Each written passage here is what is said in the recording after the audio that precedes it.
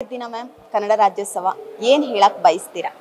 ನಾನು ಎಲ್ಲರಿಗೂ ನಮಸ್ಕಾರ ಹೇಳೋಕೆ ಇಷ್ಟಪಡ್ತೀನಿ. ಮತ್ತು ಬರೀ ಒಂದಿನ ಮಾತ್ರ ಅಲ್ಲ, ನಾವು 365 ದಿನ ಕನ್ನಡ ರಾಜ್ಯೋತ್ಸವನ ಆಚರಿಸಬೇಕು. ಕನ್ನಡ ನಾವು ಪ್ರತಿದಿನ ಪ್ರತಿ ನಮ್ಮ ನಿತ್ಯ ಕಾರ್ಯದಲ್ಲಿ ಪ್ರತಿನಿತ್ಯದ ಜೀವನದಲ್ಲಿ ನಾವು ಕನ್ನಡ ಬೆಳೆಸಬೇಕು ಅಂತ ನಾನು ಹೇಳೋಕೆ ಇಷ್ಟಪಡ್ತೀನಿ. ಓಕೆ ಮ್ಯಾಮ್, ನೀವು ನೋಡಿರ್ಬೋದು, ನೀವು ಬೇರೆ ದೇಶದಿಂದ ಕರ್ನಾಟಕಕ್ಕೆ ಬಂದು ಕನ್ನಡವನ್ನು ಕಲಿಯುವಂಥ ಪ್ರಯತ್ನ ಮಾಡಿದ್ರಿ ಕೂಡ, ಬರೆದು ಸಾಮಾಜಿಕ ಜಾಲತಾಣದಲ್ಲಿ ಕೂಡ ಹಾಕಿದ್ರಿ.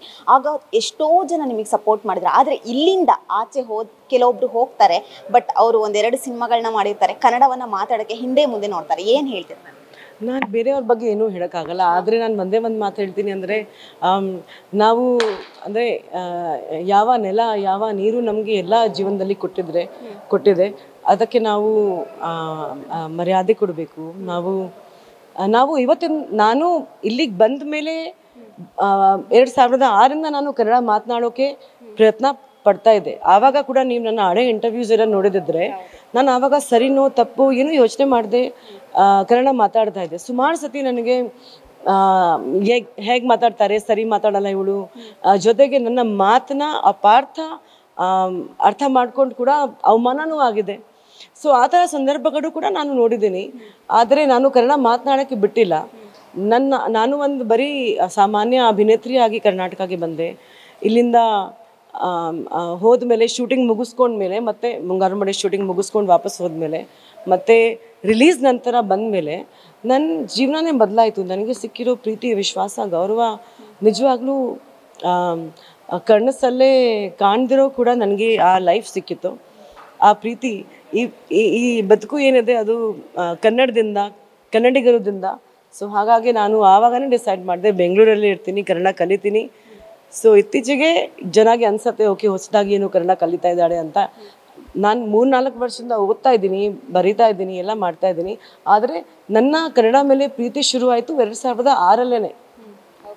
ಎಷ್ಟೋ ಜನ ಕನ್ನಡ ಅಭಿಮಾನಿಗಳು ನಿಮ್ಮನ್ನ ಮೆಚ್ಕೊಂಡಿದ್ದಾರೆ, ಹೊಗಳ್ತಾ ಇರ್ತಾರೆ. ಇವನ್ ಸಿಕ್ಕಿದಾಗ ತುಂಬಾ ಜನ ನಿಮ್ಮನ್ನ ಮೆಚ್ಕೊಂಡಿರೋರು ಇರ್ತಾರೆ.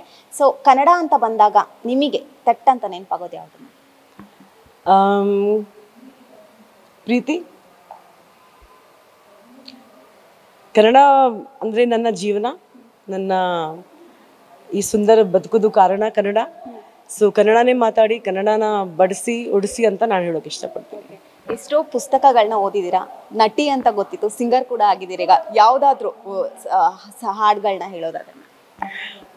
ಓಕೆ, ನಾನು ಸಿಂಗರ್ ಅಲ್ಲ, ಆದರೆ ಹಾಡೋಕ್ಕೆ ಪ್ರಯತ್ನ ಪಡ್ತೀನಿ ಅಷ್ಟೇ. ಸೊ ಒಂದು ಲೈನ್ ಹೇಳ್ಬಿಡ್ತೀನಿ. ಓಕೆ. ಜೇನಿನ ಹೊಳೆಯೋ ಹಾಲಿನ ಮಳೆಯೋ ಸುದಯೋ ಕನ್ನಡ ಸವಿನುಡಿಯೋ. ಜೇನಿನ ಹೊಳೆಯೋ ಹಾಲಿನ ಮಳೆಯೋ ಸುದಯೋ ಕನ್ನಡ ಸವಿನುಡಿಯೋ. ವಾಣಿಯ ವೀಣೆಯ ಸ್ವರ ಮಾಧುರ್ಯವೋ ಸುಮಧುರ ಸುಂದರ ನುಡಿಯೋ. ಜೇನಿನ ಹೊಳೆಯೋ. Thank you so much. Thank you so much ma'am. ಕೊನೆಯದಾಗಿ ನಿಮಗೂ ಕೂಡ ಕನ್ನಡ ರಾಜ್ಯೋತ್ಸವದ ಶುಭಾಶಯಗಳು. Thank you so much. Thank you.